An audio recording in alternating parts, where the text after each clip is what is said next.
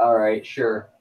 So, hello everyone, and welcome to Chaos 120 tonight. I'm your host, Veteran Mountain Man. We have Tara Sin, who's currently running a quick errand. We've got Irving Twin here tonight. Bonsoir, mes amis. We have Burnside here. Greetings, motherfuckers. Do not play with matches. That's my job. And of course, we've got Kaz Warfox tonight. We seem to be light a couple of people, but hopefully they'll join us as soon as they can. What's up, faggots?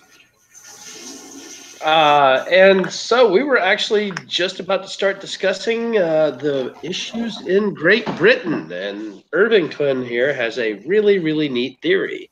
So I'm going to let him explain it. It's hawkish and anger fueled, but and fear fueled. I'm not going to lie, but that's why I have you guys to talk me the fuck down. What I was saying with Tommy Robinson now in prison, basically for trying to broadcast news. That country's gone off the edge, right? The government is both incompetent and corrupt, and this was part funny, but part also true. We all are familiar with the politics. You can have one of those things. You can't have both in government. It just, yeah. And yeah, I basically want the U.S. to put boots on the goddamn ground there to stop this shit before Tommy Robinson gets killed in prison. Because when he does, people are going to have a fucking fit. And yeah, again, I'm suspecting genocide against Muslims in England when Tommy Robinson is murdered in prison. I don't disagree with you on that. I'm actually a bit concerned about it myself, and I don't disagree with you that they've pretty much gone over the deep end. I've been saying that off and on for a few months now. And as I was just mentioning before we went live, the British government, specifically their law enforcement, won my Cultural Marxist of the Month for May award, which the video is already out. For those of you who haven't seen it, you should go watch it. It's a lot of fun. I do that every month, pick a new cultural Marxist and make sure everybody's talking about them.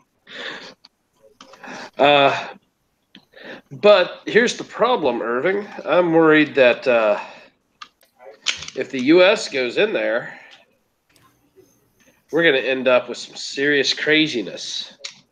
And we might start a war, too, because typically whenever U.S. boots get put on the ground, it automatically means a war. Well, not always. I was in several police actions under Clinton, and so were many other veterans. But, yes, usually you are talking about war. And for those of you who just heard that, sorry about that. I'm in the middle of taking care of some Second Amendment niceties here. I just want to clarify. Just let it slide. Yes, no, I understand the implications that the U.S. government would be declaring war on the British government.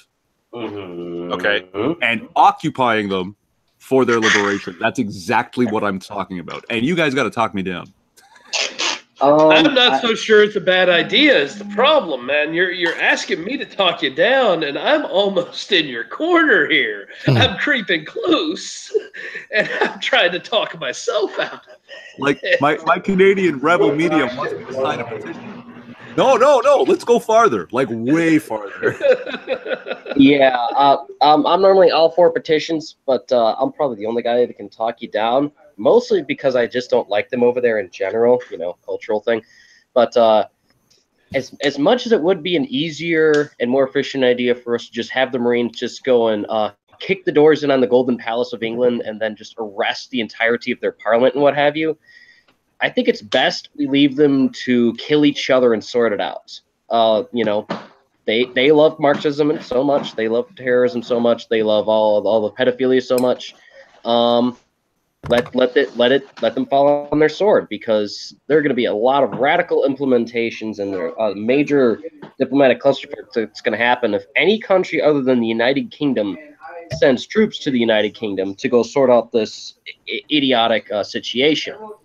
Because I mean, you know, that's not necessarily true, Burnside. I mean, technically, Britain, prior to the creation of the British Crown, was part of the Prussian Empire. In fact, that was the whole basis of Franklin's political satire about Prussia reclaiming Britain. Uh-huh.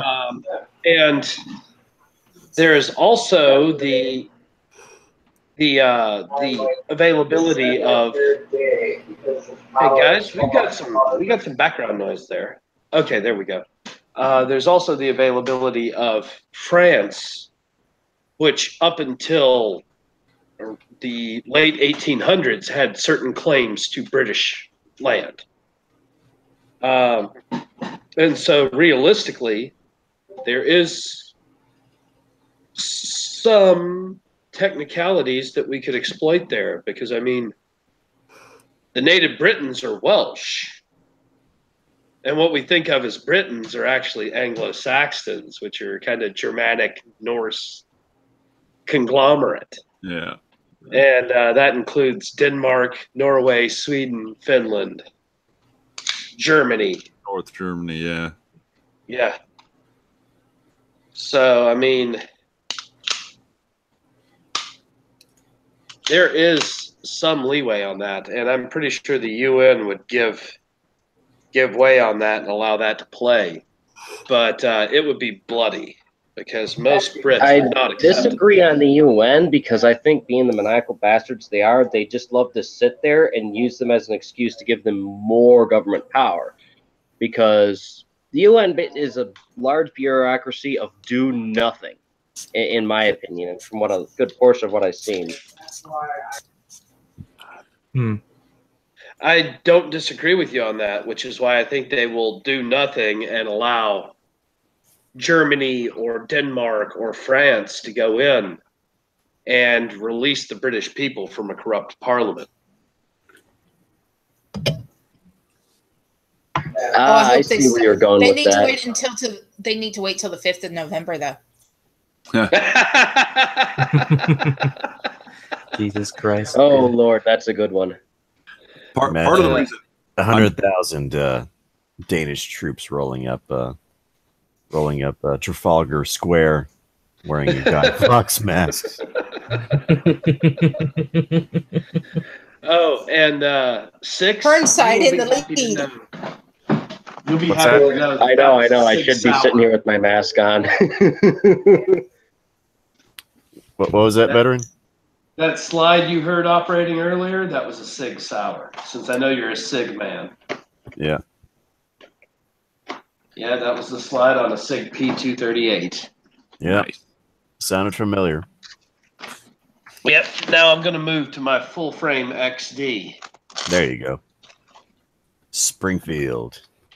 Oh, yeah. I love Springfield Armory. The original military armament for the United States, Springfield Armory. I'm much more fond of their rifles, but so their pistols have been pretty good, like the last maybe 20 years. Well, and they do a great 1911, which is what they did for a long time as a standard pistol. Mm-hmm.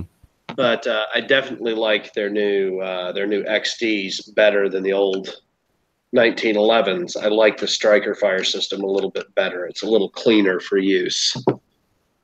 The Springfield 1911s. It doesn't feel like you're crushing styrofoam. When you actually are depressing the rear safety. Yeah. So that they get their parts fitted very, very, very well. Oh, yes, they do.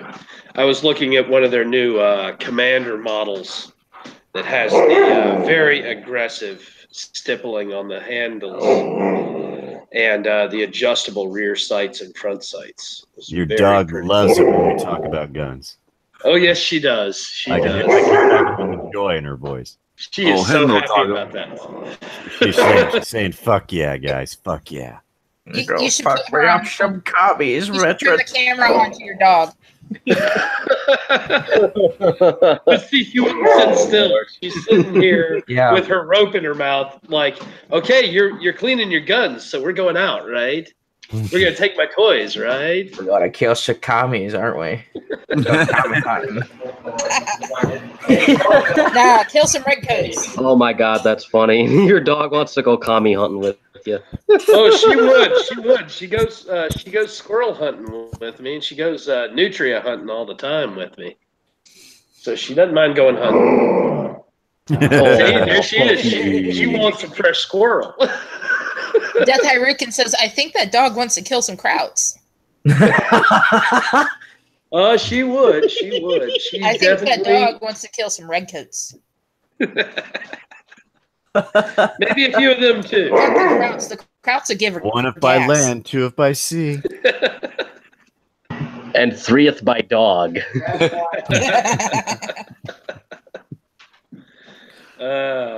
But yeah, she loves to go out when I go shooting.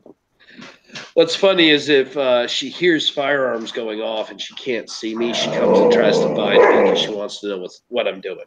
Because she thinks I'm shooting, even if I'm not. I was at an event and some cannons started going off, and so she ran to the cannon field, thinking I was shooting cannon without her. Well, I know what dog is taking a trip with you to Tennessee.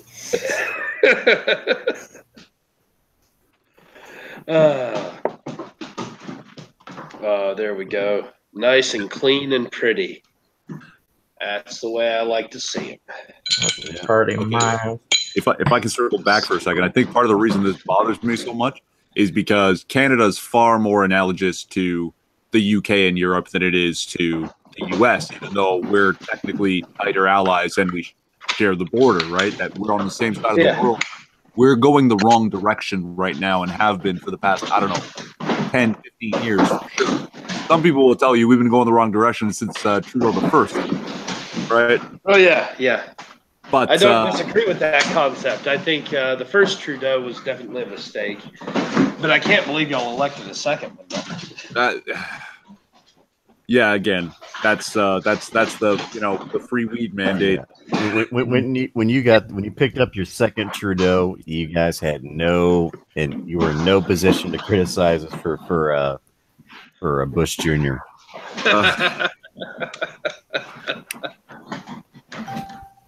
Hey guys, where's the next girl with a pretty mouth? Oh God! Every time I go outside, I'm violating so many restraining orders. Oh, good Lord! Are you Slick Willie there, Kaz? That old BJ Clinton there? That bitch got a pretty mouth, but I can't do anything about it. Hillary's watching me.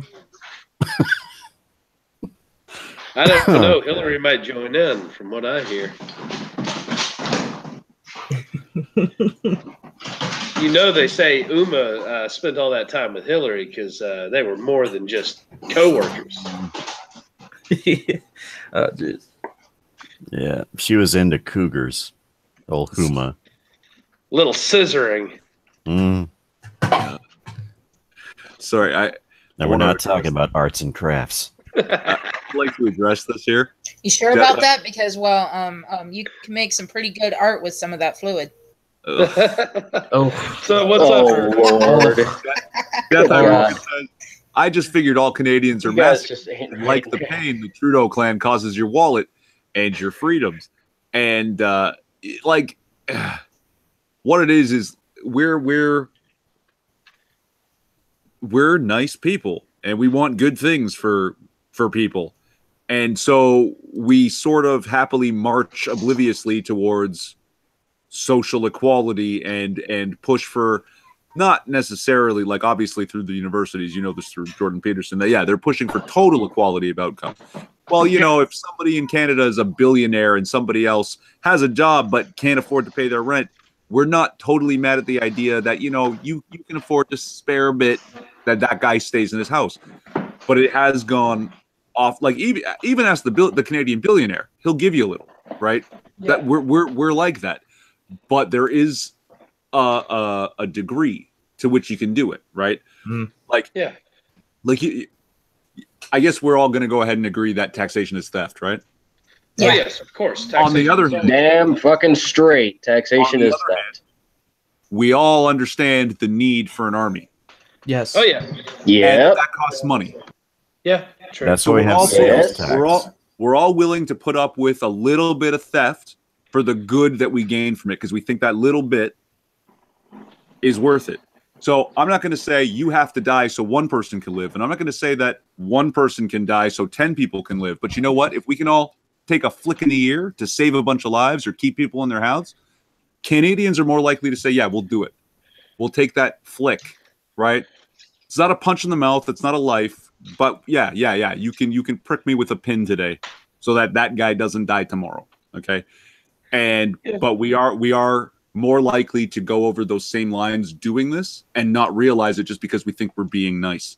So, if I'm going to bring up a question, you assume due to the fact that, well, I think people are forgetting here that this is a lot bigger than just the UK going authoritarian. We can also talk about Sweden and Germany that are very similar in this process. Arresting people for political dissent and such. Yeah. Are you Two of those afraid that nations are Canada collapsing is like probably fuck. going to go through the same way as I do believe they are, right? We're definitely pointed that direction. I'm like, I mean, but at the same time, Canadians are aware of this now, right? Like Jordan Peterson's very, very popular across the world, and for Canada, it's not England, it's not Germany, it's not Sweden. It's literally not too late, but we still have 2 years with Trudeau in office, right? Hopefully, we're going to get a conservative government in my province, which is in like the next 9 days. So, but some shit, if you watch my last video, there's like this huge threat of people throwing their vote away to the Socialist Party, right? Because they don't want to vote for the two major parties. And then that's how this has happened before. It happened in Alberta in the last provincial cycle in Alberta.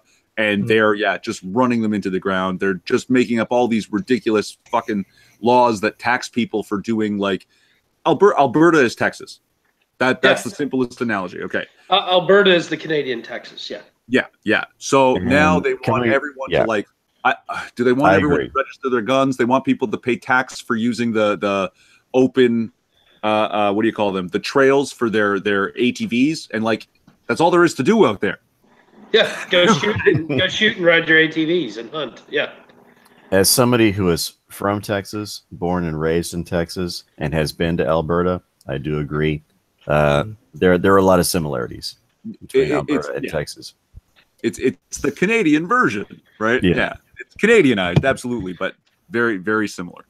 I've never seen so many people north of Kentucky listening to country music.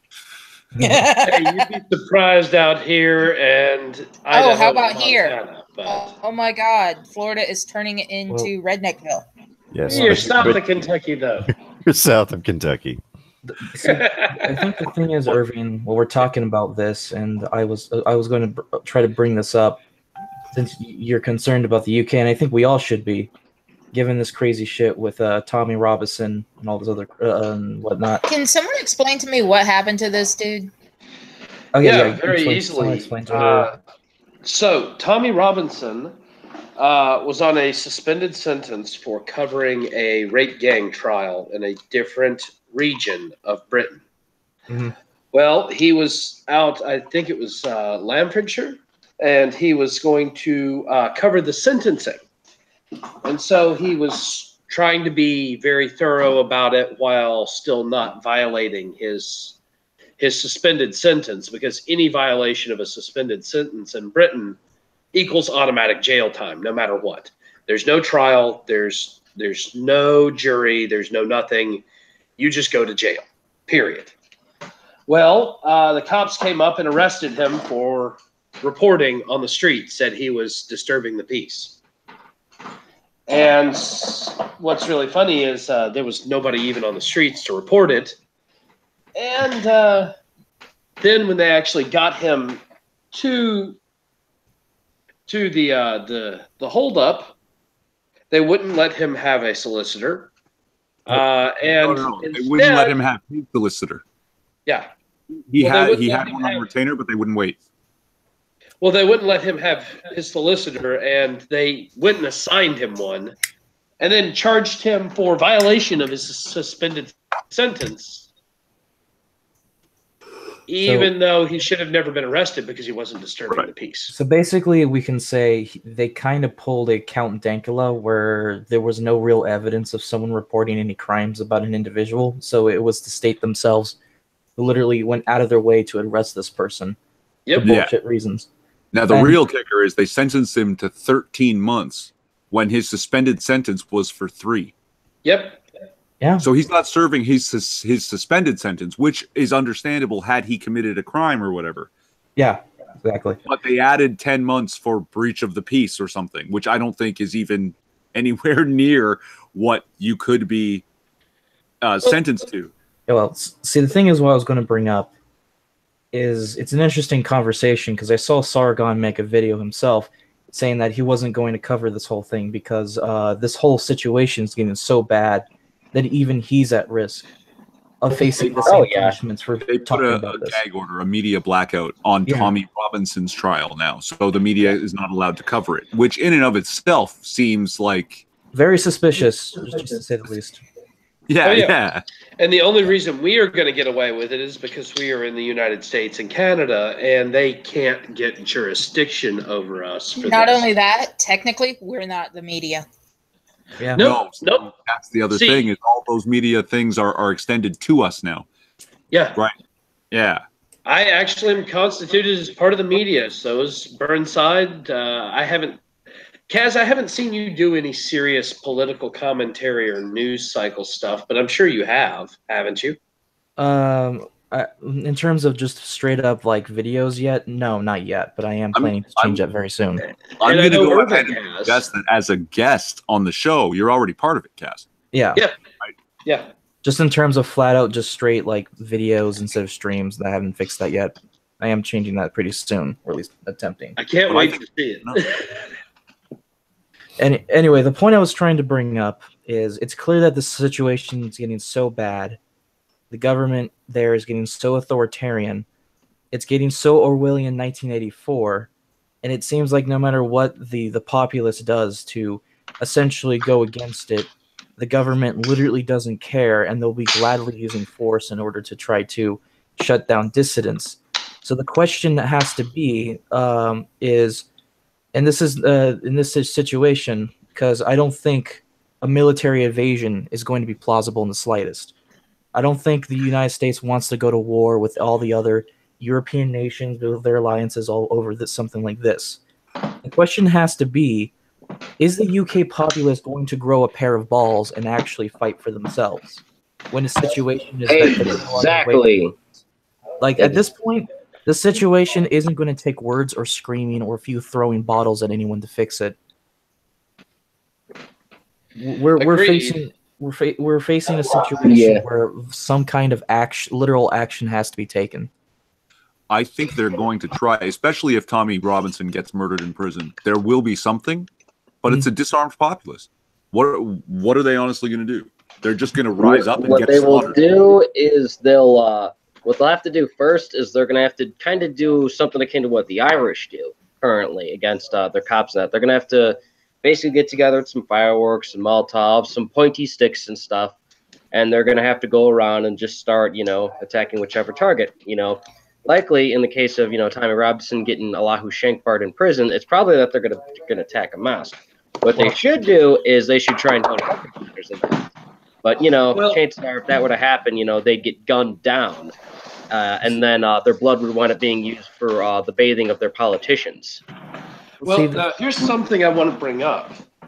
The mosques in Britain are rumored to be stockpiling weapons under certain groups,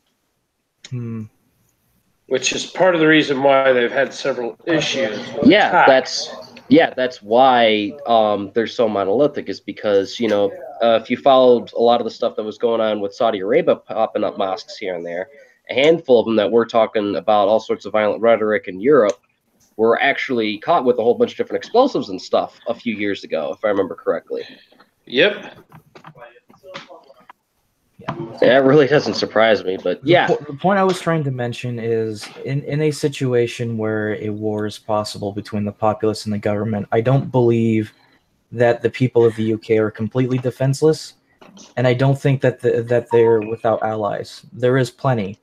And I do have a distinct feeling that a certain, country that has been known for its own revolution is probably going to assist the populace if the situation gets to another Boston Massacre style igniting revolution situation, which I'm pretty sure will happen. If there's one Shit, thing I know Taz, about if we need, I'll volunteer to take weapons to the UK. I'll run weapons. the thing I'll is, see Yeah, the UK free. that's one veteran, thing that might I got actually shotgun. happen I is got that shotgun. if You got it does shotgun get, 6? I got shotgun. And Kitty Yeah. says he sits in Six's lap. Yep. I'm Yeah. just saying, because if this actually does happen, if there is a revolt like that, then I don't think the UK government is going to just completely easily slaughter everybody. And I'm pretty sure if they do, there'll be an international outcry, and they're pretty well fucked if they do that. Yeah, pretty much. Yeah. I mean, the idea that a Western civilization goes so authoritarian that no one can't deny it, no matter how no one could deny it, no matter how hard they try. People are going to get involved. Other nations are going to get involved to try to resolve it. Well, they'll here's deny what's- it as here's- much as they can. I mean, they've got news media. All they need to do is just make some type of flip of the switch, and then set every single news channel to say the same thing at the same time, and tell every citizen to shut up, like it, turn the other way, and pray 5 times a day to the Queen and Parliament. That is the only way to save them. Well, And see, again, the problem with this argument, though, is that it's been shown many times again that the legacy media doesn't have as much power as we make them out to be. There's been plenty of times that they've been exposed by the underground media, and if the situation like this happens, I have a distinct feeling that a lot of people are going to took out know. a good chunk of the anti-media by getting Tommy Robinson. And if they throttle the mainstream media and gradually just keep boot stomping onto people like Tommy Robinson and put on their little dictates and stuff such that they do, pretty much everyone will have the choice of either just sitting in front of the TV 1984 style or dying, shoot, when the hell was the Cultural Revolution? 1963, I think, 1964? Yeah. So basically wind up in a situation like that, which will either resolve it by the government completely taking it over and everyone just surrendering, or it'll go like the Troubles, except in reverse, in which the different rebel factions of Britain will wind up putting up volunteer squads, taking over little areas and such until the EU comes in, or the British Army comes in and just guns every man, woman, and child down for not sacrificing their children to the crown and the greater EU. Here's what has made it so easy for this kind of takeover to take effect. It boils down to the old phrase that the road to ruin is paved with good intentions, and the good intention is certainly the drive to improve society through altruistic endeavors, but the problem is that the extreme naivete of the UK populace is such they've allowed themselves to become enchanted by ideas and by personalities within the UK government and the UK media to convince them that all of the things that have been leading them down the road that they've been led are good things. Thus, that is their road to ruin, and those are their good intentions, and it's leading them to what we see here now is this overbearing, oppressive type of culture, of law enforcement, of legislation. It's just, and that is one of the saddest things that I've ever seen. It is certainly one of the saddest things I've ever seen. Yeah. See, the thing is, I don't disagree with that. The point I'm trying to establish here is I don't think this fight that we're talking about is as hopeless as some people make it out to be. Because the thing is, and this is the point we have to make, the mainstream media can't fucking hide things forever. and they're most certainly not doing a good job at it with this whole current situation. You know, hell no. Even with the Oh UK yeah, I agree censoring completely, its own Cass. people, the reality is actually quite simple. There's plenty of us talking about it. There's plenty of other people talking about it, even if they're not in the UK, and some of them are in the UK talk about it because they straight up just don't give a fuck, which I have to respect, of course. The thing is, the reality of a government that's supposed to be democratic going authoritarian, you just can't hide that shit forever. Eventually, people, especially around the world, are going to have to make a decision as to, are they going to accept this, or are they actually going to do the actual right thing and completely snuff out the existence of that authoritarian government masquerading as some kind of democratic state? They should give it a go. They most likely will in due time, especially if things keep going radical like this. But the thing is, it's going to indefinitely be bloody, and chances are it could trigger a set of alliances because, from what I understand, the United Kingdom is trying to pull out of the European Union, and in the off case that this tips them to the direction of going complete reverse on that, chances are that the EU will just will kick off their whole United Europe army thing and just go, all right, we're going to use this as bantering fuel and just crush. There you go. Here, by the way, have all these children to sacrifice to your queen. Well, see, what that's going to do is attract the attention of the Eastern Europeans who've been arguing about what's wrong with the Western Europeans for years now. So it just no matter what they do, it becomes a domino effect of everything going against them. And eventually, the United States is going to have to wake up and be like, okay, something's got to be done with it. You fuckers need to stop, or we're going to start doing something about it, one way or another. Here's something I want to bring up. The EU army that they're trying to form will be made up of members of each nation's military.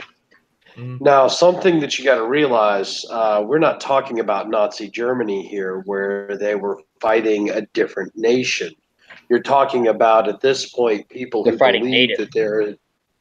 Yeah, they'll believe that they are fighting their own neighbors. Now, that's a hard thing to do. That's a really hard thing to do, especially over communism or over authoritarianism or over, we need to silence these people.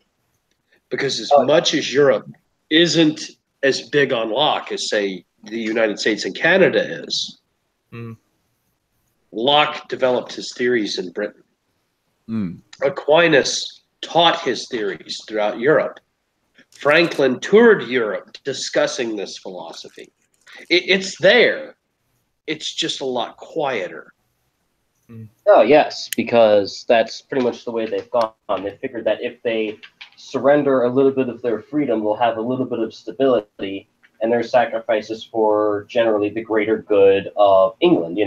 That's why they still have things structured the way they are. The House of Lords and what have you, because they believe that their somewhat decentralized autocracy is going to genuinely care about them. That's why it operates the way it does. But regrettably, it's an illusion. Like I said, it is part of the system of good intentions and the path to ruin, and it's supported by this illusion that they have. They're on better standing than they actually are when it comes to government and when it comes to the the rights and freedoms of the people. It's a big game of smoke and mirrors. It really is. Oh, absolutely. That's why, as comical as it is, and I'm kind of hitting home for this one, but as far as like all the little events I've gone and covered, just within Chicago, that's why they have so many damn cops. And if you look around the world when they do different things like this, like when they have their little million mask marches and Maydays and etc., that's where they have a massive police presence because they know that if for whatever reason any of these chowderheads decide, all right, I'm going to throw a rock at this guy and then I'm going to run up to him and punch him.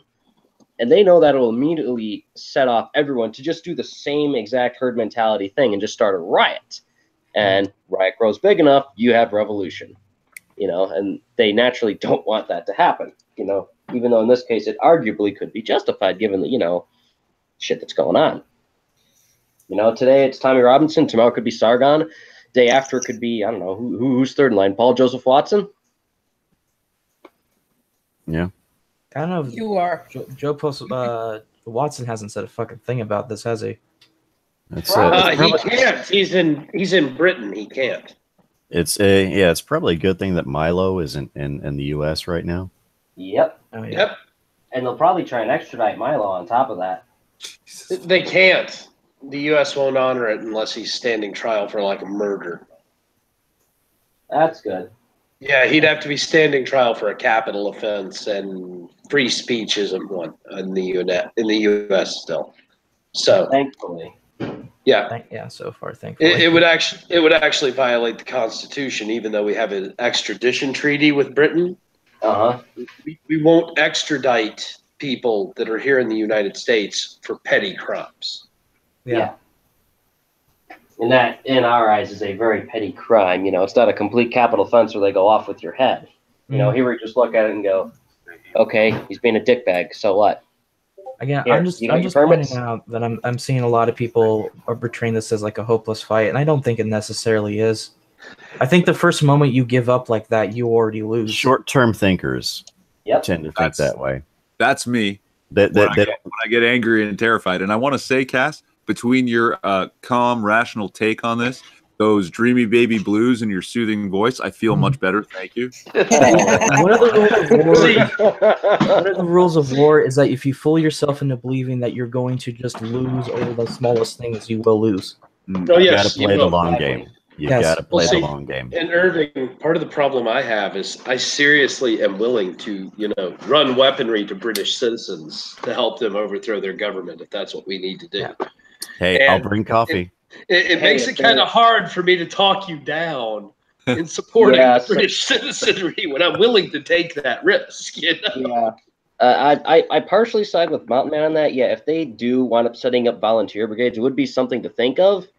But you could probably already tell with the fucking propaganda I'm spouting all the time about this and that. Yeah. Oh, of course. I'd much rather see them just solve it themselves and hopefully do it the right way so that we don't have to. I hope that at some point somehow people can get, or at least the people of the UK can somehow figure this out themselves, because if we have to give other nations to do it for them, it's going to cause a really nasty situation. Oh yeah, with our politics and military power and so on and so forth. And I'm pretty sure if the U.S. gets involved, the Western Europeans are going to do what they usually do. They're going to try to make the U.S. look like they're pieces of shit for daring to intervene. For doing what's right. Yeah. But think of it like one of those Strategio or risk boards. Think of it like Yeah, I know. Do we have a table large enough? No. We'll play it when we actually get a decent table. Anyways, yeah. He actually got me a nice risk game for my birthday, and we haven't played it because we don't have a table. I mean, when we have one, it's just not large enough because that's a crime, guys. Bring it on the floor. Pull your resources and a badass folding table. We need space. Space is required. You need to play the risk, man. You take 3 steps and you're at either a door, a kitchen, or door. Oh. Yeah, that's the problem. Like, if we were to set it up in my bedroom, it'd take up a good chunk of the bedroom. That's the problem. I've got 5 versions of Risk. Oh, you bastard. Anyways, so what we're hoping for is there's a cultural revolution strong enough to you have to break it into the different factions that are fighting over the country and think of it like that. So you've got Crown, the government, the Libertarian sect, the Communist sect, ISIS, Britain First, right-wing radicals, and there's probably 2 or 3 others that I don't even know about. And you basically distribute them all over the United Kingdoms in that, and go, all right, let's play this as a regular board game in that. What are we gonna do? I don't know, because there's 10 different factions over one goddamn country. Well, to be fair, you missed a couple, including UKIP. I thought they were with the IRA. Whatever. IRA. Damn it, woman. IRA. Technically, they're not in the United Kingdom because Ireland is separate from the southern chunk. But yeah, they could be an outside. They could be one of the outside factors. You know, same with ISIS and whatever caliphate allies they can pull out. But yeah, more or less, you've got, you know, all sorts of factions like that, and it's, you break it into your little risk board, and you go, this doesn't give me a lot of options. It's going to be a total bloodbath. Yeah. Yeah. And see that as the point I kept saying, and when it comes down to a conflict of any kind, especially in war, one of the tactics of your enemy is to convince you to give up, and your enemy will do absolutely anything he can to not just hurt you, but also exacerbate the problem for you to surrender and capitulate. The only real condition of war of failure is to give up. Yep. And the problem with some people, and I'm not trying to, you know, make them look bad or anything, they have a tendency, some people have it in this political sector, have a tendency to bitch about authoritarianism, which I agree with. They also have a tendency to be like, oh, this is all over, guys. William 1944, guys. We need to stop fighting, guys. Now, fuck that shit. When you do that shit, your enemy wins. Yep. You need, right. people need to learn that if you're going to win a fight, you got to have some backbone. You can't lose You can't lose your mind over the smallest details. Well, and you've got to keep in control the entire time. You got to keep your composure. It's just a. Yep. It is what it is, man. Yeah. Yeah. So we've been talking about this for a while here, but it's all good. Yeah, I know it's been going on and on because it's one of the crazy things that's going on now. Yeah, it kind of is. So if you want to continue talking about that, that's cool. We can talk about, I guess, chaos news in the next hour. If that's whichever, or because I'll talk smack about it for as long as you allow me to, until you tell me to shut the hell up. okay. Shut the hell up. Case in point. Apparently, the lady's tired of it. So. Well, I really have nothing to say on it. I don't follow politics like that. I don't worry about the rest of the world, to be honest. I'm only concerned with my own country for the most part. Well, Tara, I have a lot of viewers that use VPN to watch me from Great Britain. And I have some followers and subscribers on Twitter and Gab and such that are Britain, Australia, even Germany. So I tend to look at more than just the American political spectrum. I do a lot of work on the American political spectrum. But like Irving can tell you, I do stuff on Canada too. And it's because I've got viewers from there. And if I don't include that, then I'm not actively including them in the conversations I'm having. Well, it's funny you say. I found a story here. Well, I didn't find it. It was actually. Do tell.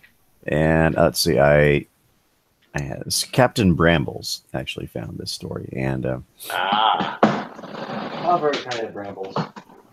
Here's an interesting story about a British expat who was savagely beaten over a forehead tattoo he got while he was drunk. What? Yeah, let's see. Oh, jeez. What is this, an Antifa crime or something? He gets beat to death over a forehead tattoo that he got while being horribly plastered. Come on, who hasn't done that? I'm like the only guy who hasn't done that. I've gotten a piercing while horribly plastered. I don't have a face tattoo. Let's see. But you haven't like been that horribly plastered before. Like, this is a case of royal plastered. Yeah. It looks like a British expat who drunkenly got a giant Taiwan tattoo on his forehead was savagely beaten by a group of angry Chinese men. What the hell? Yeah, Taiwan. It said Taiwan. That's not a name that they recognize. They call it Taipei, and they consider it a part of China. Lovely. Yep. And Taiwan is kind of a real. That really sticks in their craw. Then all the products I have need to stop saying made in Taiwan and need to say made in Taipei. Well, outside of China? Outside of China, it's much more recognized. Yeah. Let's see. Paul Farrell, 32, ended up with one tooth knocked completely out and others bashed out of place after some men set upon him in a Cambodian bar where he was spending some time on vacation. Relations between China and Taiwan have never been cordial, and it's believed that seeing the tattoo sent the Chinese men into a rage. Farrell hit the headlines last year when he admitted his wife was furious with the tattoo, including an inking of the national flag on his chin, which has since been removed. Now he is paid dearly for the bizarre inking across his forehead, which he caught during a drunken night out. He was savagely beaten by 10 Chinese men. Damn. 10 against 1. That's some math there. In a small city in Cambodia when they discovered his tattoo. Hold on, back up. Was that a racist Asian joke? Oh,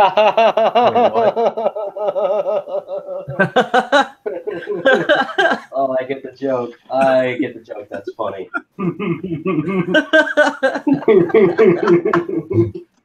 Oh. Okay, let's see. A discussion started soon and turned into a row when he refused to recognize their claim that the country is part of China. A local paper said that Farrell, who has lived in Taiwan for 14 years, took a seat at a bar in, I'm not going to pronounce that right, Sihanoukville Square in the coastal Cambodia city of Sihanoukville on Saturday night. Once he took off his hat, a large group of Chinese men sitting nearby, whom he believed to be overseas workers, noticed that the traditional Chinese characters for Taiwan were tattooed on his forehead. The paper said one of the Chinese men then shouted in Mandarin, "Taiwan, China." Answering back, Farrell said, "Taiwan, Taiwan." Farrell told the newspaper that was when they went insane, grabbing poles and started attacking me. Damn. Jesus. Farrell, who has taken on the name Lohan, says the men savagely beat him, demanding that he say that Taiwan is part of China, as hundreds of bystanders watch. Refusing to refer to Taiwan as part of China, but fearing for his life, Farrell said in Mandarin, "Okay, you think Taiwan is China? I'll say Taiwan is China. I just want to leave." Afterward, Farrell found he had suffered a gash to his forehead, many bruises to his body, a fat lip, 2 lost teeth, and 2 badly dented teeth. Says that due to the damage to his teeth, he can no longer close his mouth properly. Ow. The paper said in a Facebook post that bar owner Farrell described the harrowing encounter and admitted his regret about getting the tattoo on his forehead and warned other travelers to be careful.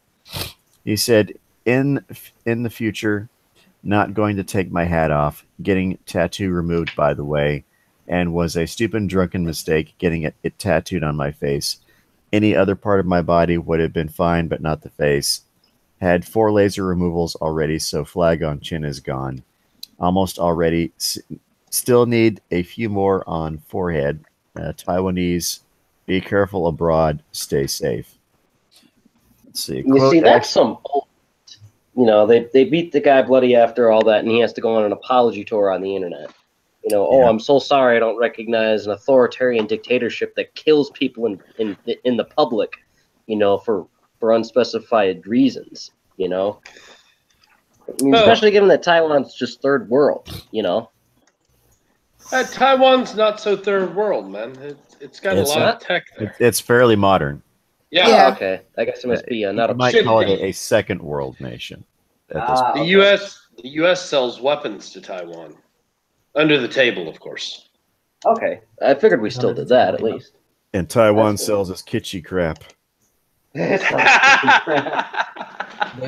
They always have to give the goods on the table, just like your impatient girlfriend at your family's dinner party. I think I have a television remote or two Made in Taiwan. I think at this, if I could pick up some of the stuff around here, it'd probably say made in Taiwan. Where's my highlighter pin made? Let's see. It doesn't have a label. Oh, there. Yes, it does. No, it says BIC. Okay, anyway, let's quote. I've actually Colombia. actually, I've met really nice Chinese here in Cambodia, but obviously, only takes one group that are not so friendly to have trouble. It was previously reported Farrell had been arrested for drunk driving and once firebombed a corner shop with a Molotov cocktail over a hamburger. Oh, that's funny. Yeah, this guy's a bit of a rabble. Bit of a rabble rouser. Yeah, he cuts against the grain here. I already like this guy. In October 2017, police in Taiwan's southwestern city of Kaohsiung said Farrell was incoherent and unable to respond to questioning, but they knew who he was after spotting the huge Chinese characters reading Taiwan on his forehead. Farrell was subjected to a breathalyzer test and found to have been over the legal limit and was detained for drunk driving and released without bail. He was expected to receive a hefty fine. In Mandarin, he told local media, quote, "I only rode my scooter for 1 minute," referring to the moment he was caught drunk driving. Well, it only takes a minute. In 2015, Farrell was arrested on arson charges after he hurled a Molotov cocktail into a family mart following a dispute with employees inside over a hamburger. Footage from the business shows a flaming bottle of alcohol being thrown outside the premises, after which it explodes into a fireball. Moments earlier, a drunken Farrell had been filmed slapping and yelling at the staff, reportedly saying, "Come on, fight me now outside, right now, me and you, let's go." Yeah. I think I can see why this guy's an expat. Kid's got a bit of a temper. Just a touch. Just a touch. That's a touch. He also mocks the employees in Mandarin, imitating how he believes they would speak on the phone with police. According to reports, the intoxicated Farrell had wanted a hamburger but was upset at not being given ketchup, which is a cuisine that I do approve ketchup being used on. Let's see. Tamales and meatloaf would be two others.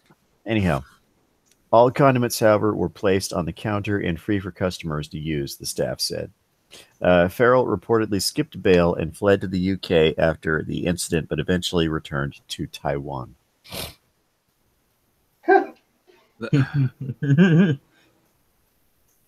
Joy. He's an interesting character. He is. Oh yeah. Let's see. Here's a story that I found that it's somewhat related to Asia in a way. Do tell. But Mega Man 11 hits consoles and PC October 2nd. Yay! Last year, Capcom announced that Mega Man 11 would be released sometime this year in celebration of the franchise's 30th anniversary. Today, the company announced the date for that release, October 2nd. It will be available on PlayStation 4, Xbox, Nintendo Switch, and Windows PC. My nipples are getting hard as we speak. When did Mega Man go on to PC? Just now, I guess.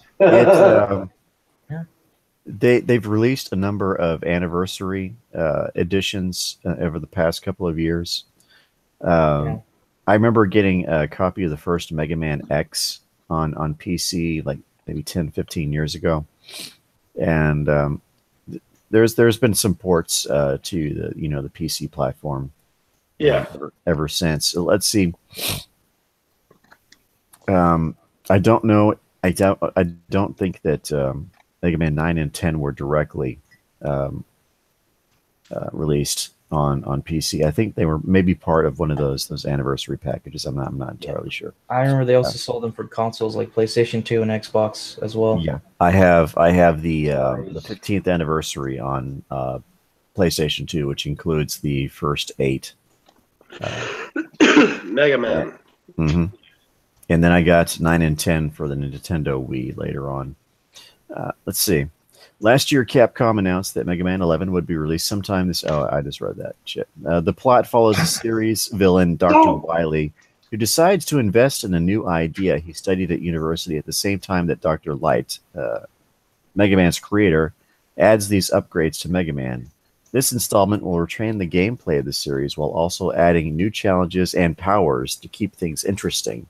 Speed Gear will allow players to slow time down, while Power Gear will give Mega Man the ability to charge the Mega Buster to be even more powerful. Double Gear will allow players to use both these abilities at once when health is critically low. This isn't all that Mega Man fans have to look forward to this year. Mega Man Legacy Collection 1 and 2, that's what I was referring to. Released this month for the Nintendo Switch. That means that all 10 of the original games are available on that platform. Additionally, the Mega Man X Legacy Collection will arrive on Nintendo Switch, PlayStation 4, Xbox One, Windows PC on July 24th.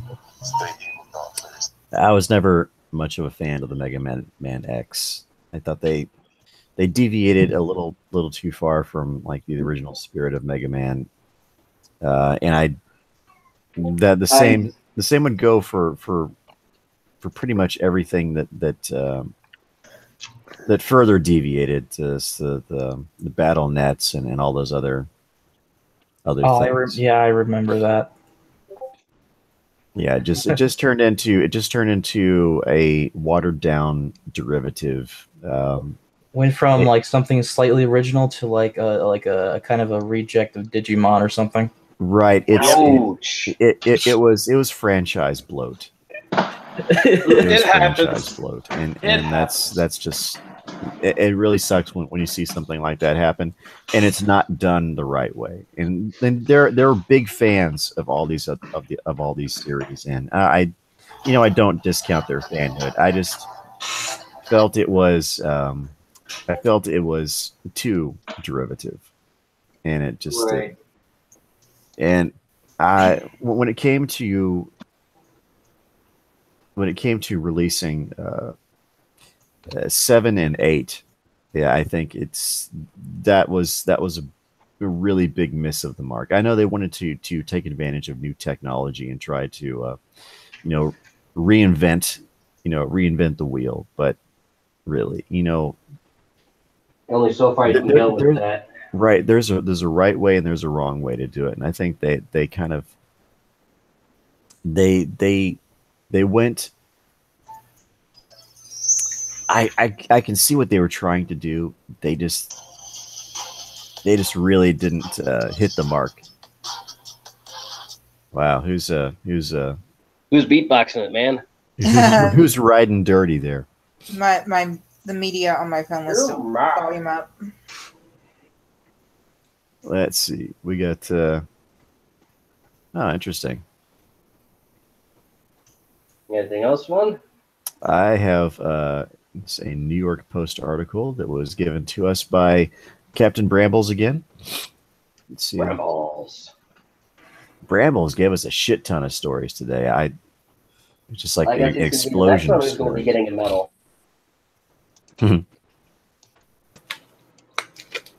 Let's see. Quote, I wrote a negative Yelp review and it made my life a nightmare. Okay. Wait, what was that? Say what now? I heard some lag that struck for a couple seconds. This woman says, quote, I wrote a negative Yelp review and it made my life a nightmare. Said Yelp reviewers beware. A Manhattan woman who gave 1-star reviews on Yelp and ZocDoc to Kips Bay gynecologist has spent nearly 20 grand defending herself against a defamation suit filed by the physician, according to her and court papers.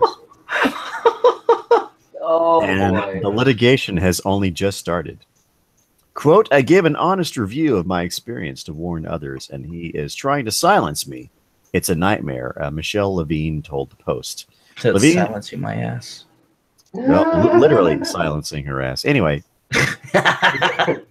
Let me just switch this a little ho, and that'll shut you up. Oh, goodness. Levine said she found Dr. June's song of New York robotic gynecology. Robotic? She's an android. Anyway. Okay, then. Somebody needs some reprogramming then. Robotic gynecology and women's health online, and went to him for a checkup in July 2017.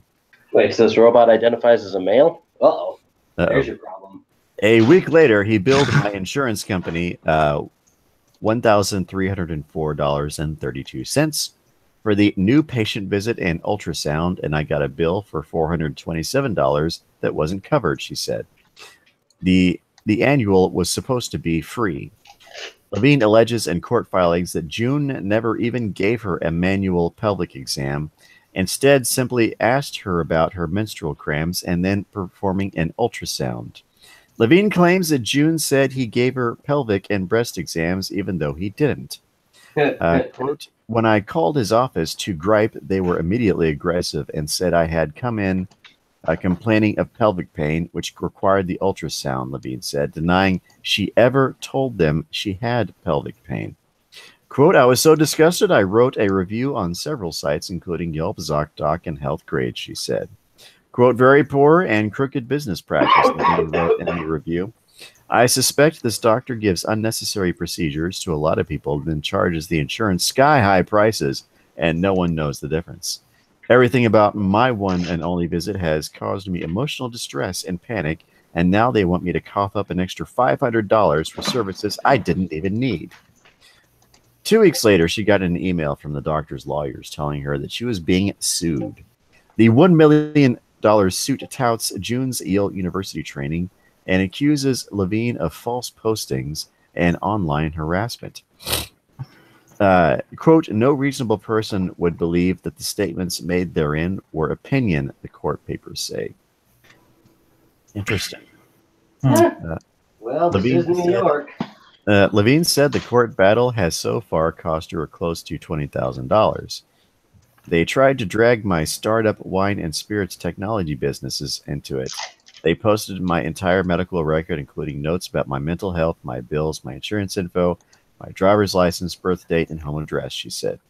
Lawyers for June and the clinic did not return messages. Yeah, this sounds like a very shady practice, and they certainly have. They definitely got to get rid of that freaking robot. Yeah, and they apparently have a lot of buddies, and it's helping them rake this woman over the coals and put her to the third degree, as it were. Yeah, she's going to have an uphill battle, and it's good that her story is being told, because I think that she's going to need a lot of help here. Yeah. Hey, Irate, how's it going? Hey guys, I'm sorry I'm a little bit late, but I got diverted briefly. Well, it was Day is Dead. I mean, when she invites you, you go. Yeah, she and Roy. It's all good, man. We know you're married, and we know you have things that need to be taken care of. If you get the hint. Well, yeah, but this is she's extremely beautiful young lady. She's a very nice person. Yes, and yes, and Day is Dead is also highly attractive. Yeah, Roy's a looker. Exactly. Roy's a looker. So you knew exactly what I meant. Well, yeah, you missed it, Irate. I was actually sitting here and we were discussing the liberation of Britain while I was cleaning my handguns. Dude, I said something to Roy about that, man. I said, you're going to have to come up with some kind of sign language. Think about it, man. I mean, shit.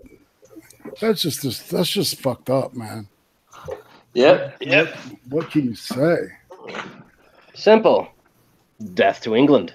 Simple as that. Down with the crown, down with the rest of those aristocratic, bureaucratic SOBs that want to run the country and do whatever they want with it. Or better put, you know how you take your 1984? 1776. There you go. Yeah. I like that. And if you don't, then you're gonna take your QK 1991. If anybody knows what I'm referring to there, that was the fall of the Soviet Union.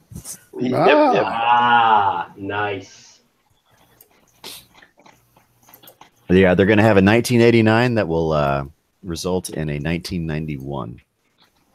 Well, I hope that works, man. I really hope it does because, it's not going to be a fall of a wall. It's going to be a fall of Parliament. Oh yeah. Oh yes. Well, to be fair, every country in the world that is governed by a constitutional doctrine has had a constitution refresh, except for Britain and the United States currently. Yep. I mean, shit, France has had 5 of them. Oh, yeah, they've had how many revolutions now? 5. 5? Oh, I thought they had 8. Nope. 2 of them have been reevaluated and added into some of the others because they weren't technically full revolutions. Derivatives of prior. But yeah, so they've had 5 total full constitutions, and Britain's probably due. Britain's on number 3. Yeah. Interesting. So hey, 4 is a good square number. I guess third time wasn't the charm. Yep. Well, you had the Magna Carta, then you had the second Magna Carta, and now you have the doctrine they're under now. Wow, who's got the? Ooh, freaky. That's Cyrate's getting bloody there. He's getting bloody. I'm playing with this no. OBS called Virtual. Oh man.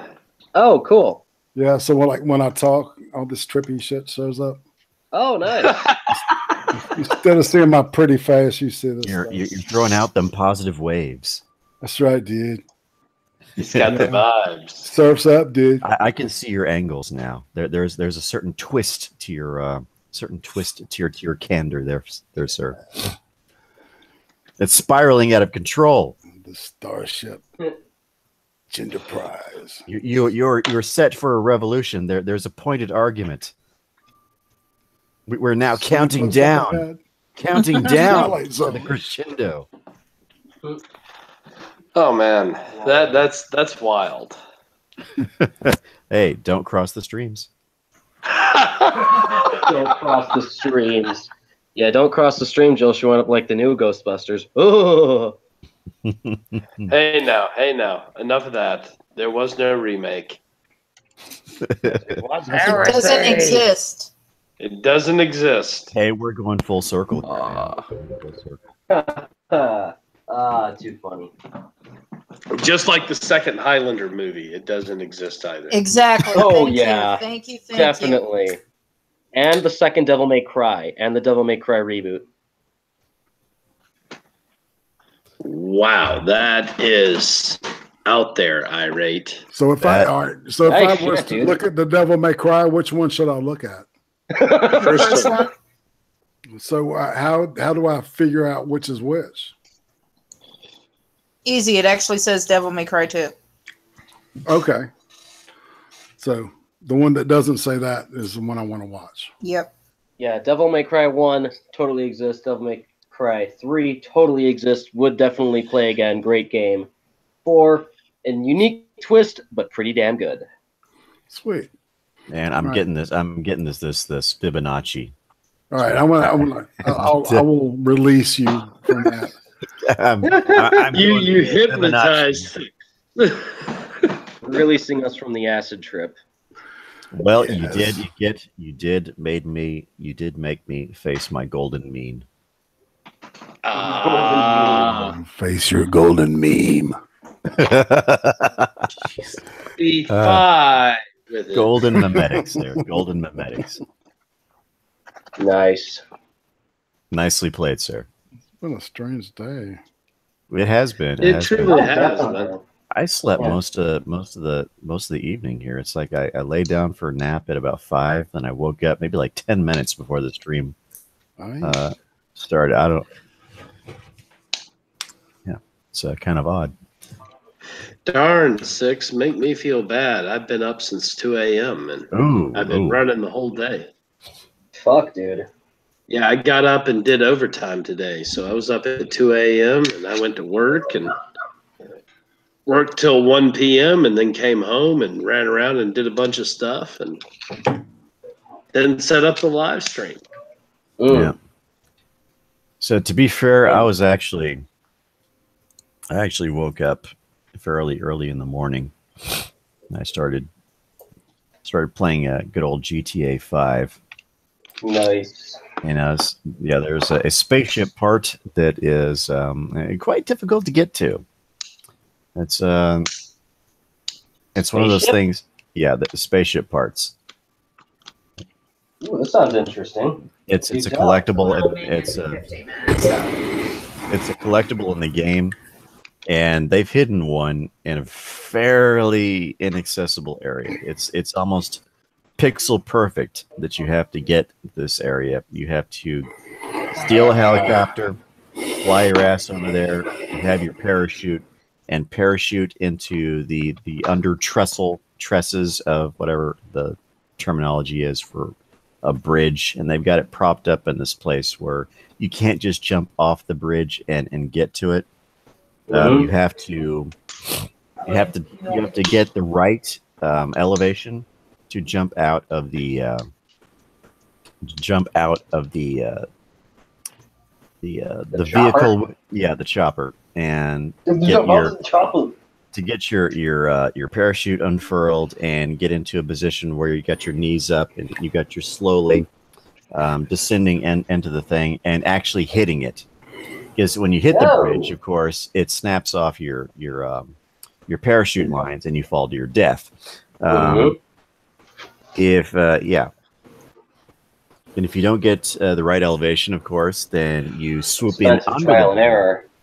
It is a hell of a trial and error, and it was frustrating. So I spent an inordinate amount of time trying to get that damn thing, and I never did. So that was a bit of frustration. Anyhow, I feel you there with the stuff I was doing in Fallout 4, because the problem I had for a while was just my settlements getting attacked, and the solution I came up with is, all right, let me build walls. Turns out when you make walls, they really just subvert people, and the gates, anybody can open them unless you do something fancy. So the solution wound up just being lasers everywhere, lasers, rockets, robots. Well, the robots were expensive, but yeah, funny as hell. So you had a bunch of benders going crush, kill, destroy on people? Oh, yeah. And funny thing, turns out basically, according to Fallout lore, it is confirmed Raiders are communists. Wait, what? Yep, Raiders are communists. They require other people to do work for them because they're too bourgeois or whatever to do it themselves. That actually makes sense. Yeah. Funny thing I found out because I played the Nuka World DLC and I got a little bit into it and like, come on, lead our unholy army, Burnside. And I'm like, you all are idiots. I have enough trouble. Why do I want to lead you idiots?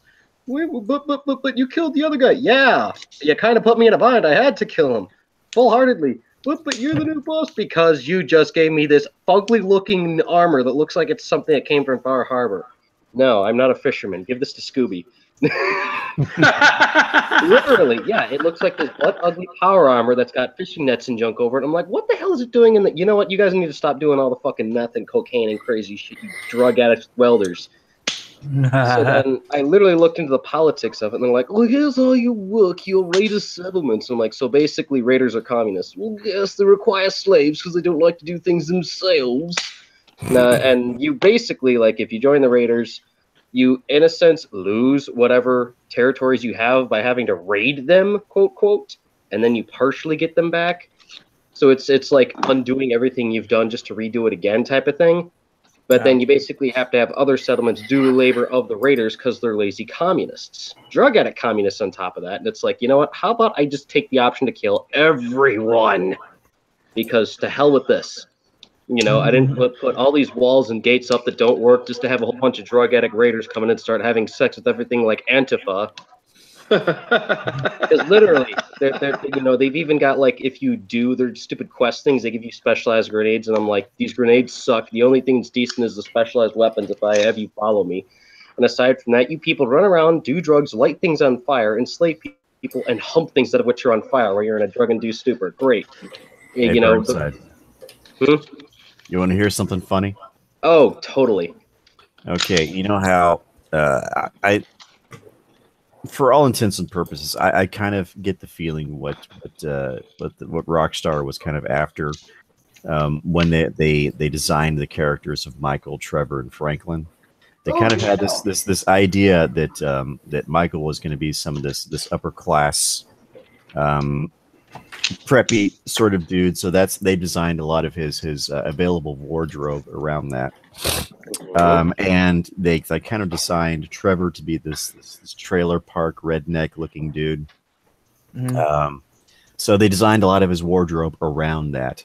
And Franklin, they kind of had in mind this inner city ghetto sort of gangster sort of guy. So They want to reboot CJ. Yeah, this essentially, and they designed a lot of his wardrobe around that. But I've circumvented that. Michelle Watson. Yes, my Michael is dressed up in the ammunition camo with faded jeans and hiking boots with some aviator glasses. So he's now instead of some frou-frou preppy douchebag, he's now this kind of NRA sort of redneck looking dude. Awesome. My Trevor, instead of this trailer park redneck looking guy, is now dressed to the nines in a suit and leather went there. leather shoes and sweet Ray-Bans. So now he looks like a dapper gent, and I have him driving around in these expensive cars and shit. And God! And Is the Franklin, character rebelling against it? I don't know. It's certainly been hard getting that damn spaceship piece, I'll tell you. Anyhow, Franklin, instead of being this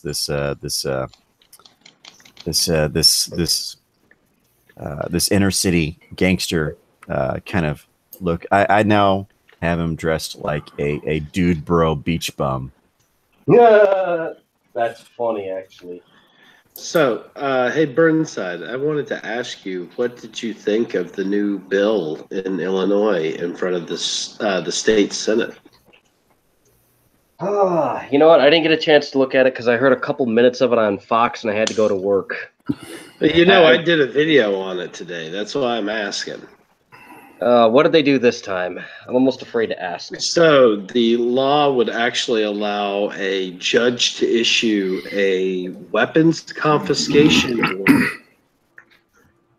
up to 6 months for a temporary or permanent if necessary. God damn. Why am I not surprised? This is Oregon, correct?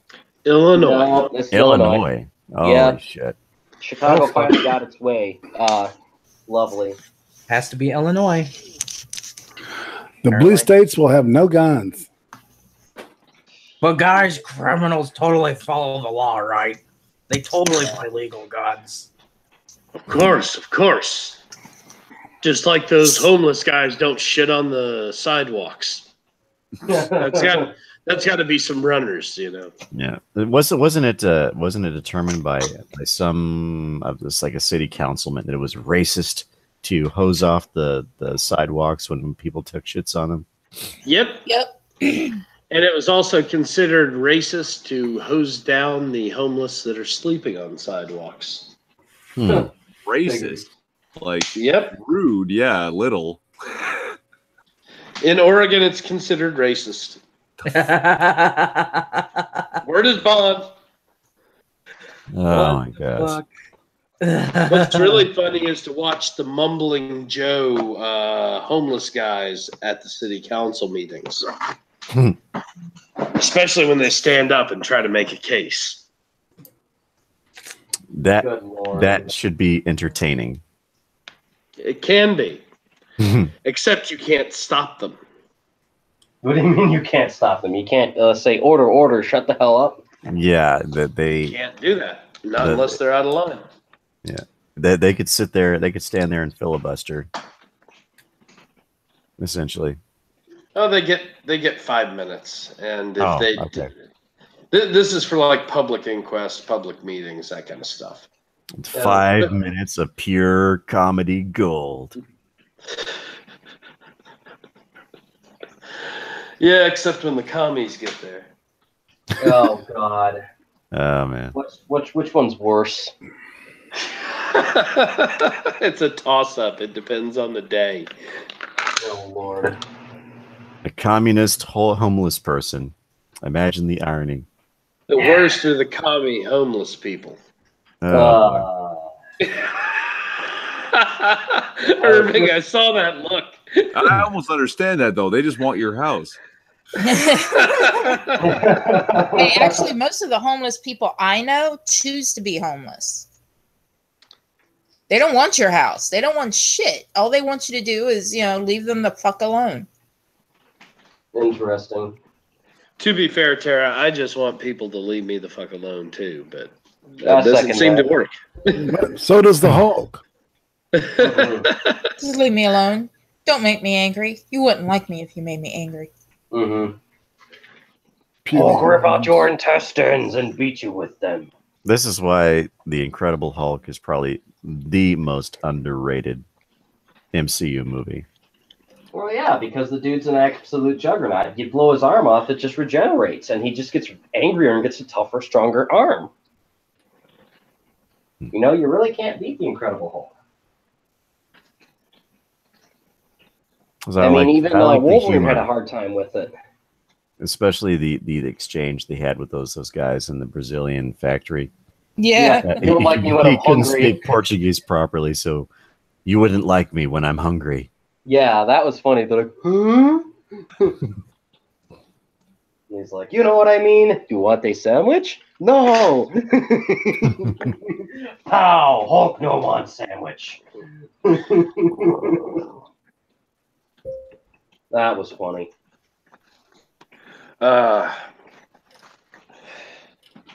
Let's see here. So, did you guys hear about the craziness in Portland? Like what? Nope. Well, so there was a homeless guy that attacked a man 17 times, and he's going to stand trial tomorrow. He stabbed the homeowner 17 times while he was setting up to camp on his front yard. What in the hell? So we've got little abominations all over Portland. Uh-huh. And I've seen them a lot more now that I'm driving for Lyft. They're these little tent cities, 7, 8, 9 tents, all homeless people living on this little verge of grass between this street and this street. Little Hoovervilles. Or Yeah. we should say Obamavilles. Abominations. Abominations. Obama towns? Abominations. Obama towns works too, but I call them abominations. Because they want sovereignty? Well, because they want Obama back. They want the free shit. Oh, so they're Obamanites. Oh, that's Yep. funny. But yeah, we've got them all over the city. And here's what's funny. Portland, Oregon spends tens of millions of dollars to stop homelessness every year. We have got 27 skyrise type low-income housing projects.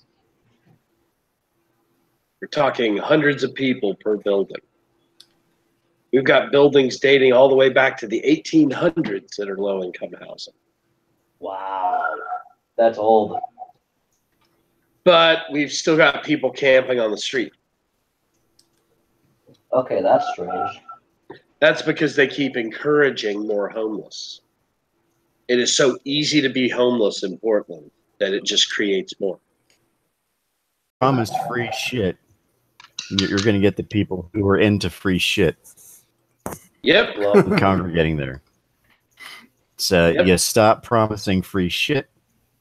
Maybe they won't maybe they won't come around. Yep. Cause trouble, or as much trouble at least, hopefully. This is something that I've brought up a number of times, considering the UK and Germany and other countries that have so many of these quote unquote refugees and quote unquote teenagers from the Middle East. Right. You cut off the benefits. You cut off the benefits. You cut off the free shit. They'll be less inclined to want to sneak into the country, as it were.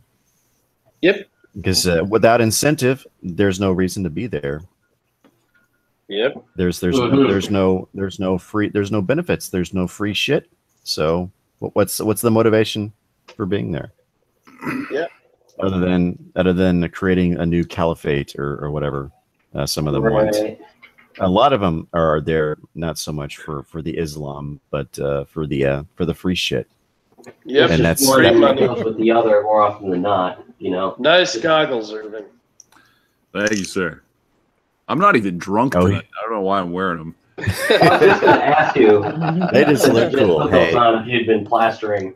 I have a set of bracers that look really awesome that I got at a Renaissance festival, but I have so little occasion to wear them.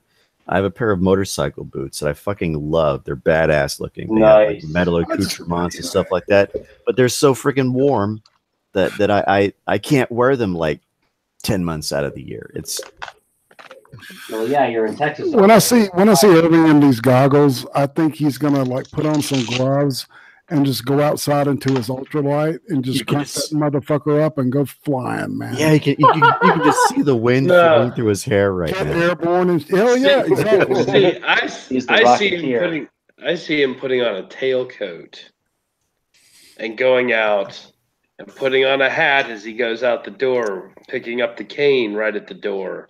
Stovepipe. And climbing into his dirigible. Dirigible. Fitted airship. Fitted in wood and brass. Rigid airship. He's got one of those pocket watches. Irving is an airship pirate. I actually have one of those pocket watches somewhere around here. I don't know where it is. It has a nice little eagle on it. Oh, nice. You know the fun thing is I could totally see him being like the Rocketeer. He'll just toss that on and a little helmet and the jetpack and just a toof. Dude, I would be the Rocketeer if I got to wear that jacket. That jacket was bad. Oh, I know. That was an awesome jacket. I used to love that when I was a kid. God, it was so beautiful. Great movie. Betty Page. Yep. On every page.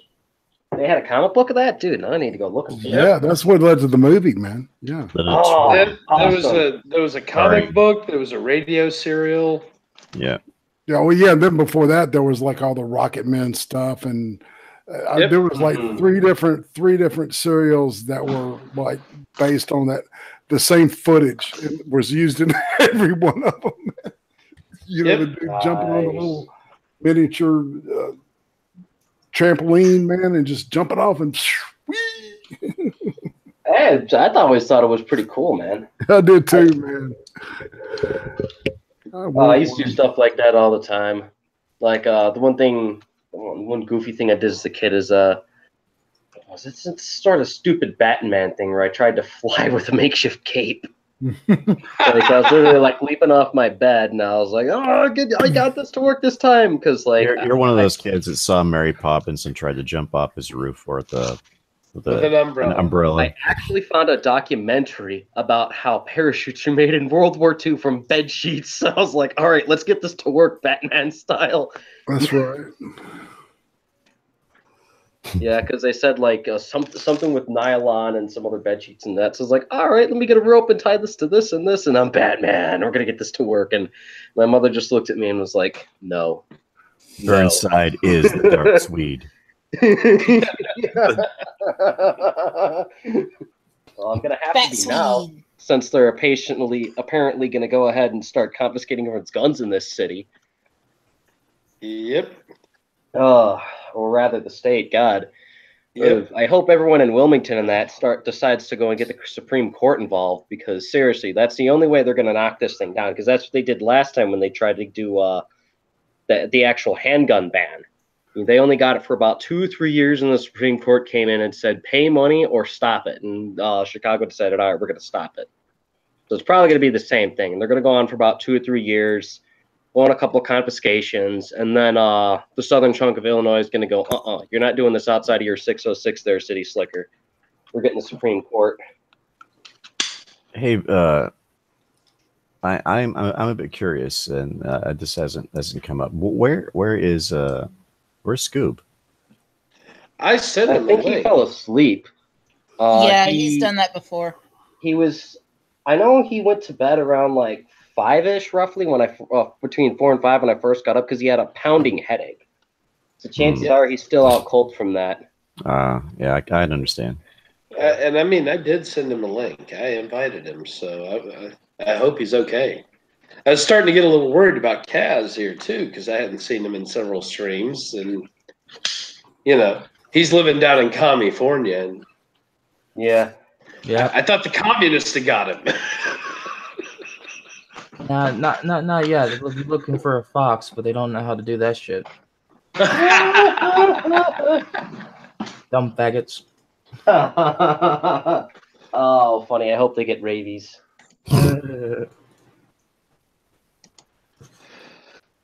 Bite and scratch, Cass. Bite and scratch. I like that interview you guys did, Six and Fox. Yeah, it was aside good. from the little technical issues at the beginning, it turned out to be a really great. Really great. It turned out good. Yeah, you need to get Foster next. He's on the list. Awesome. There's a few other people that I wanted to get in first, but I haven't heard from 1 or 2 of them, so I don't know. But we'll see. All right. If I am, that depends on what my schedule turns out to be, as I still don't know, because they're still working on my stuff, my particulars as far as that goes, and they'll probably be letting me know sometime at the end of this week what's going on there. Hopefully, I start working soon and start making some cashola to keep the lights on and whatnot. But I don't know what my schedule is. But if I'm not doing anything this Friday afternoon or early evening, then I will be having my first June interview, and I'm probably going to add an additional interview instead of just doing 2 a month. I'm probably going to do 3. So doing about every 2 weeks. About every 2 weeks. Okie dokie. And let's see. I have a list of about a dozen people that I'm wanting to interview, and these are all people that have either regularly or semi-regularly been guests on this on the Chaos 120, and my individual. Of course, my individual streams, my tea times, and my oily midnights. So it's something that I'm really excited about, and I think this could turn into something that's really awesome. The more and more people that I interview. Oh yeah, cool. I think it's a great idea, and then definitely for shits and giggles, do the Monty Python's thing. What is your name? What is your favorite color? Just to screw with people. Now, Six, I actually have some news. So it seems that my company that I work for is going to be doing a furlough in July. So I just sent Alicia Clegg a message. She and I had been talking about doing a corroboration video last year. And so we might actually do a live stream in July. And I definitely want to make sure that I spread the word when I do. Because, she and I have actually had some serious in-depth discussions about postmodernism, and she comes at it from a different perspective than I do. And so we tend to have a little argument back and forth on the history of it. Well, a little healthy argument every now and again is certainly not a bad thing. It certainly, what it does is it generates a lot of discussion. Who are you talking about? Otherwise, would not normally, be out there. Lisa Clegg. She's a author and YouTube host. All right. Can you spell that for me? Her first name or her last name? Both. Because I pulled up something. Lol. It's Elicia, and then Clegg is Clegg. Ah. Thank you.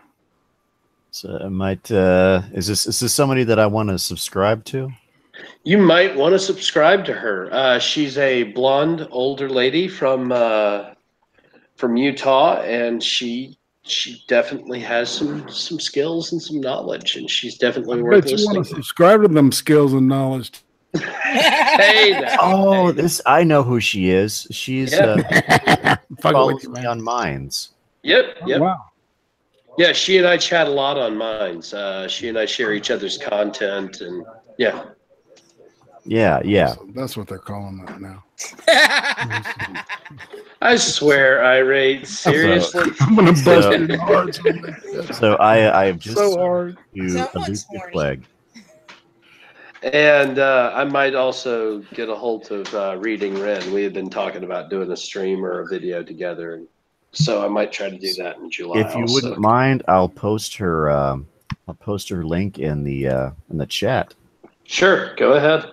So everybody can find take her channel and sub if you so choose. Oh yeah. She's done a lot on feminism and the LGBTQAAIP plus question mark whatever it is now _% / Yeah. But yeah, no, she's got some good content, and she's not all about political content either. She's just she's middle America, and she's got some interesting ideas. And I'm also going to paste the Chaos 120 group stuff. So we were talking about the Chaos War Fox interview earlier. Oh yeah, you can check that out, as well as the Irving Twin and Tara Sin interviews. Turned out better than I expected, honestly. Well, you were a good interviewee, and this. You did well. Yeah, you were great, man. Yeah, you both were. Yeah, you do good jobs. Thank you. You do a good job. You don't have to wait in breadline anymore.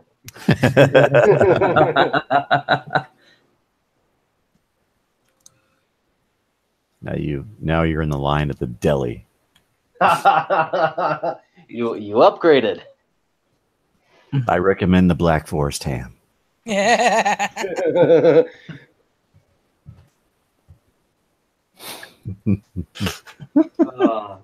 just gonna be the never-ending fucking joke. Bread lines, meat lines, rum lines. That's one thing I forgot to do. Gone? That's one thing I forgot to do. Captain Jack Sparrow. Is Communist in Space watching? If he is, I'm going to make fun of him, just because. I don't see him didn't see him in the chat. He also goes by the Legion name or whatever it is. Irish Rose is in the chat. Yeah, it's to Legion. He's not using Communist in Space at all anymore. He was driven from that shit. He cast it aside in shame. He should naturally. No, he did, man. There was a particularly long episode of Drinks with Friends in which he's never been the same. It's just yeah. Well, it's good that he kind of threw it off, because in all honesty, with all of the creative potential he has, that was the one thing that was really hamstringing him, because everybody could make very easy puns at him. Yeah. Well, he's an excellent troll, though. You got to give him that, man. The dude is. Yeah, whether he's troll or legit, either or, it's still funny to spitball comedy at him because he takes it so well. He's very good. Oh, absolutely. You know, I love how he keeps giving me crap all the time, and I keep that. You know, he gets the goat very well. Indeed. The procure the appropriator of goats. Appropriate rope goats. I think that one might soon be Foster after the last stream we had with it. Or was the stream before? Oh. You guys remember that one? That was funny. That was like the first time I was able to do this in a long time where I actually wasn't at work for a change. Oh, God, it was funny.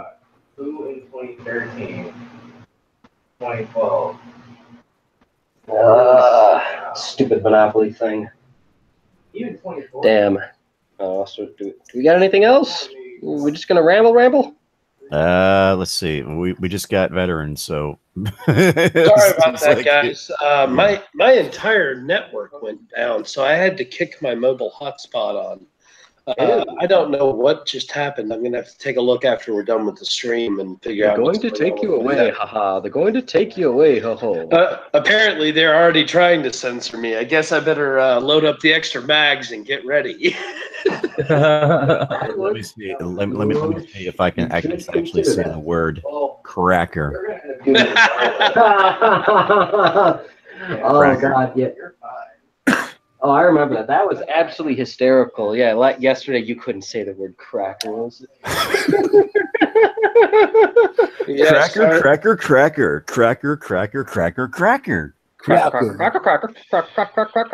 over there. What does Polly want? Polly wants a cracker. Yes. Cracker Barrel.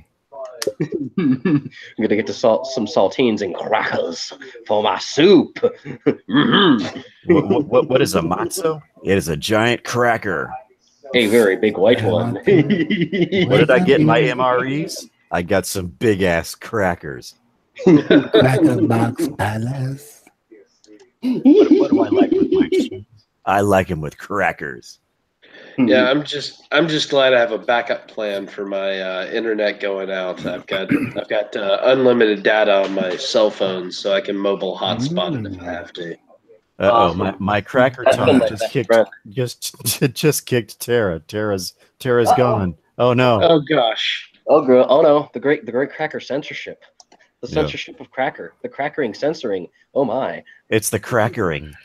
The cracker. The cracker. Oh, that's like gonna be the the worst next stream. Stephen King novel ever.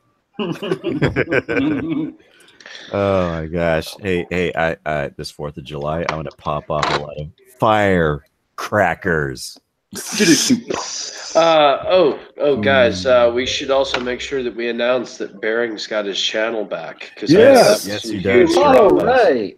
Oh, yeah, Bering is back, and he's already got videos up, and he's looking forward to doing This Week in Stupid on Sargon's channel next week. Right. Yeah. Which is going to be really weird. Evidently, he was false flagged. Yeah. Good. Because I think Sargon asked Bering to do it because he lost his channel. Mm-hmm. Right. And what was really funny is it was Styx Hexenhammer who brought it to my attention, saying he has another channel called Patrick. That's his name. That has 97,000 subs. So if people weren't gonna if he was permanently banned, he would get a second silver play button for his other channel. Oh, that's funny. He's over 98 now on that channel. Yeah, so. yeah.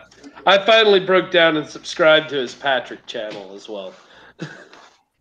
Yeah. Yeah. Mountain Man, I was one jinxed of my his first. computer. How'd I jinx your computer? No, Your shit went down and then my internet stopped working on the laptop. You were a victim of the crackering. Yep. that great cracking censorship of crackeriness and all its crispy crackering. It was a crackering of the whip. That's a good one. Crackering of the whip. That's as dry as your earlier racist Asian joke. I dare say this one is saltier and drier. Because it's about crackers. You might say it has the consistency of a cracker. Jesus. Oh my gosh. Do you guys know what stoned wheat thins are? Yes. Yes. Okay. Fuck yes. Okay. Let me tell you, a regular old milk bone tastes exactly like that. Really? The exact same thing. Wheat thins are great. What's that? You tell me a milk bone tastes like a wheat thin? Yeah. Goddamn. Yeah. Yeah, I'm pretty sure they're feeding us the dog treats and calling it crackers. Oh, that's funny. That's funny. Oh, Get some dog treats in those crackers. Make them healthier-ish. yes, yes. The cat is agreeing. Yes, humans, eat your dog treats. The crap. Yeah, no, I'm gonna say this right now. You're not a real dog lover till you've eaten a milk bone. Hey, no. It's true. It's true. I don't feed my dog milk bones. Why in the hell would I eat? I think that's the passable excuse. I ate both a milk bone and cat food when I was about 5. So No, my cat, my dog's has carrots in the fridge and dried pumpkin in the pantry, and then there's some dried chicken back, and I think I've got some sheep lung here, but no milk bones. Nice. Yeah, my dog goes nuts for the lamb offal. Yeah, and kangaroo anything. Oh yeah. Oh, he flips out for the kangaroo. Delicacy. Six, back to where you were saying you ate cat food when you were a kid. I had a cat. Her name was Julie. She was a tortoise shell. And she got old and she wouldn't eat. So one day I sat there and I was like, well, let me see.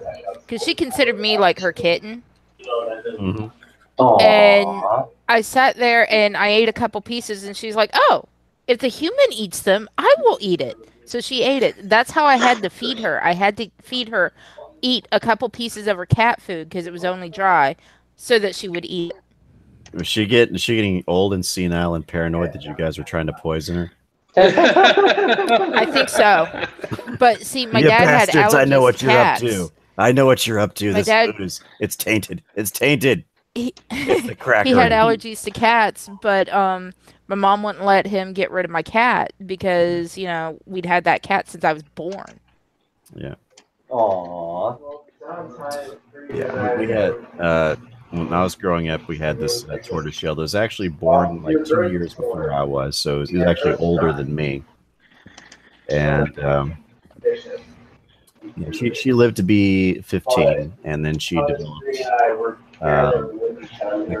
it was that it wasn't going to get any better. It was going to keep getting worse and worse and worse. So we had to have her put to sleep, which was very sad. I really loved that cat. Nicest cat in the world. And she was a tortoiseshell. So I have a long history with tortoiseshells. And I have a tortoiseshell staring at me right now. Yeah, I got a gray cat staring at me right now. Get. He's giving me this look of, why aren't you letting me in your lap? Why do you have your phone there? Right. So the cat's like saying, you have treats. I know you have treats. So why aren't you giving me those treats? What are those fucking treats? She loves temptations. Damn it, all you bastards are making me morbidly depressed because I don't have my cat serve up my damn mom's. Well, Burnside, do you know how to cure that? Go to my channel and watch the videos of Rescue playing. I will definitely take a look at that. So I watch a lot of cat videos. I'm part of the problem, as it were, on the internet. I'm one of those. You're part of the reason the internet is for cats? Yeah. Cats. The internet is full of cats. Yep. Everyone listening, go to my channel and watch 3 videos of my cat playing. Well, it's 10 till, so I guess we can start the show. What else you got for us, Tara? I have an Etsy store, Tara and Roxy Craft. You can find me on any social media page. I have a Patreon and a MakerSupport. Please, somebody be my sugar daddy. And hopefully tomorrow or later tonight, depending on what's going on with Burnside, he's going to be working on some of the videos that he said he'd edit for me. Good. Yep, I've pretty much got the rest of today and tomorrow off. I'm just trying to get this stupid Monopoly thing done because I swear to God, I know I'm going to sound like everyone's granny, but I am about 3 pieces away from actually getting some serious dough and stuff here. I've still got, yeah, make all the jokes you want. I'm literally sitting here. I am on the verge of many things. Hopefully they'll pan out too. We'll see. We'll see. So, Burnside, what have you got going? Well, aside from just, being old over here, pushing like 83, I'll be working on Tara's video later on today, early tomorrow, depending on how it all goes in that. It's going to be a bit difficult, but it shouldn't be too hard to at least get it all lined up in After Effects. I've got a handful of flags I need to go and finish up for Inquisitor and Foster, and I might finish that Catalonian Rebel project I was working on too, because that was one that I just got curious in design. Actually, pretty good. And that's about it. The only other thing I'll be working on is if I could find out anything about the cops that were actually on strike or doing a protest against the city. If I could find anything else about that, I'll probably make it like my own little special, because that almost never happens.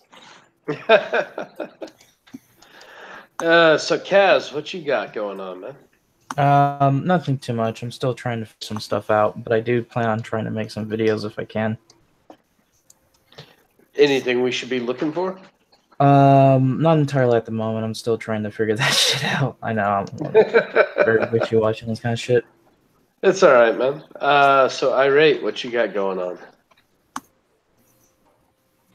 Did he bounce on us? No, he's there. Irate. I'm here. Yeah, man. Okay. Sorry. I was gonna say, I thought I just saw you. It's called aphasia. It's where you forget how to talk. What have I got going?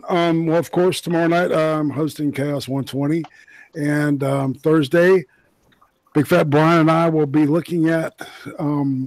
He's really can't be classified as a serial killer, more of a mass murderer. Name of, I can't remember, is some dude in Norway that killed 77 people. Got Anders Breivik. Yeah, Anders Breivik, and he got 4chan calls him Braveheart. Killed 77, got 28 years. Only 28. Only 28 years for so that's what. Took out some with the bomb and the rest with a rifle. A lot of them. Yeah, the bomb was a distraction. His major target was a island camp. Where they were, for lack of a better word, indoctrinating children to that leftist crap. And he dressed as a police officer, set off a bomb in Oslo, and then took a boat to the island. Fuck, I didn't need to watch this. I just needed to ask you, man. Shit. I wasted 42 minutes. Sorry, I spend way too much time on 4chan. I feel you, man. I feel you. And, of course, Friday night on Cream Stream. Fingers crossed. I think I've got Day is Dead scheduled. So, excellent. I was just, so I was just in a thing with her earlier. So, I think it's a thing. And then Saturday, of course, Drinks with Friends. Yep. I may be joining, depending on my schedule. Alcoholica, also known as Get Drunk. So I enjoy watching Adam and Teen pick on Tennessee. Oh man! no offense, Tennessee. No offense, Tennessee. But that is kind of fun. Is he with us tonight? I haven't seen him in the chat, but he might have popped in. He will probably end up watching it tomorrow. Realistically, he is on my list of interviews. Yep. Good. Cool. So, what you got going, Irving? I'm Irving Twin, the Angry Drunk Canadian. I'll probably do another Never Horvath video before the election. I have a secondary channel, Irving Twin Gaming. There's like nothing on it. Don't bother. Oh, and Montreal also had a police strike. I think it was like the late 70s for 16 hours.